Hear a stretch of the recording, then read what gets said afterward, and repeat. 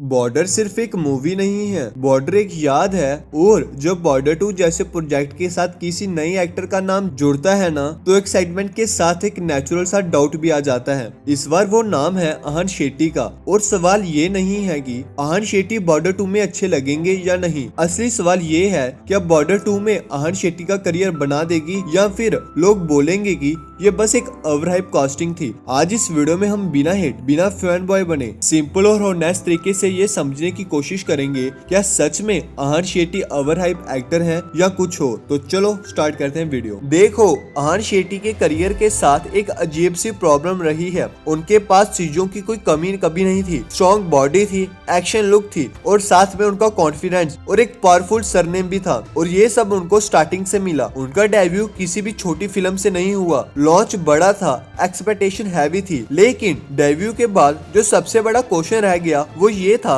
आहान Shetty actually किस type के actor हैं। ऑडियंस कंफ्यूज हो गई। कुछ लोगों को लगा ये सिर्फ एक्शन हीरो हैं और कुछ लोगों को लगा ये इमोशन वीक है और कुछ हमारे जैसे लोगों को लगा ये सिर्फ एक लॉन्च प्रोडक्ट रह गया है। और जब ऑडियंस किसी एक्टर को समझने में थोड़ी देरी कर दे तो धीरे धीरे इंटरेस्ट भी कम हो जाता है। इसकी परफेक्ट एग्जांपल है हमारे प्यारे अर्जुन कपूर। यही रीजन है कि डेब्यू के बाद आहान शेट्टी का नाम इंडस्ट्री में स्ट्रॉन्ग आइडेंटिटी नहीं बन पाया। बॉलीवुड में सिर्फ टैलेंट काम नहीं करता, यहाँ क्लियरिटी भी काम करती है। ऑडियंस को क्लियर होना चाहिए ये एक्टर से क्या एक्सेप्ट करें। जैसे कि सलमान खान, हमें याद आता है कि वो एक मास हीरो हैं। Ranveer Kapoor intense emotional role और विक्की कौशल ग्राउंडर कैरेक्टर। पर आहान शेट्टी के केस में ये सब क्लियरिटी कभी नहीं आई। और जब आइडेंटिटी क्लियर नहीं होती तो हर नई फिल्म के साथ ऑडियंस जीरो से जज करती है। इसलिए बॉर्डर 2 आहान शेट्टी के लिए सिर्फ एक फिल्म नहीं, ये एक आइडेंटिटी टेस्ट है। भी बनाएगी जो यहाँ तो उनकी इमेज चेंज कर देगी या तो उन्हें एक साइड एक्टर की तरह भूल जाएंगे। अब बात करते हैं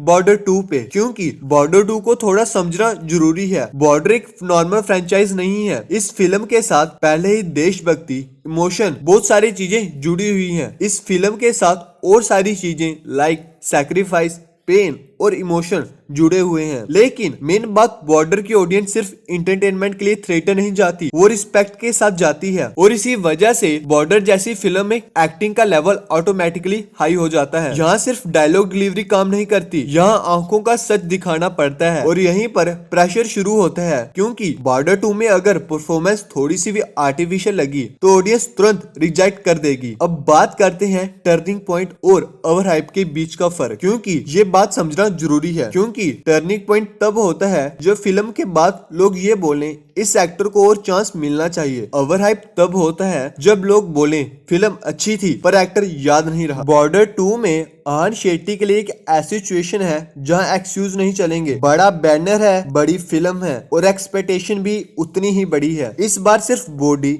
या सरनेम काम नहीं करेगा, इस बार एक्टर सच में ही बनना पड़ेगा। और इस बार की बॉर्डर 2 में आहान शेट्टी की तरफ से वो एक्टिंग निकली है। तुम्हें क्या लगता है, बॉर्डर 2 जैसी फिल्म आहान शेट्टी को मिलनी चाहिए या नहीं? कमेंट करके बताना। सोचो एक एक्टर के लिए ये फिल्म क्या मतलब रखती होगी। हर सीन में कंपैरिजन, हर डायलॉग के साथ जजमेंट। ऑडियंस सिर्फ कैरेक्टर नहीं देखेगी, वो एक्टर को भी जज करेगी। अगर इमोशन रियल लगे तो ऑडियंस दिल से एक्सेप्ट करेगी, और अगर इमोशन फेक लगे तो वो ऑडियंस सबसे पहले क्वेश्चन उठाएगी। ये मोमेंट स्केरी भी है और एक्साइटिंग भी, क्योंकि इसी तरह के मोमेंट्स करियर बनाते भी हैं या फिर करियर को एक और ब्रेक दे देते हैं। तो फिर बॉर्डर 2 आहान शेट्टी के लिए गोल्डन अपॉर्चुनिटी है, पर साथ ही साथ एक रिस्क भी है। ये फिल्म उनको फाइनली एस्टैब्लिश भी कर सकती है या फिर उनको ओवरहाइप का टैग भी छोड़ सकती है। सब कुछ एक चीज पर डिपेंड करेगी, वो है उनकी परफॉर्मेंस। हाँ, अब डिसीजन ऑडियंस के हाथ में होगा। तुम क्या सोचते हो, क्या बॉर्डर 2 आहान शेट्टी का करियर टर्निंग पॉइंट बनेगी या फिर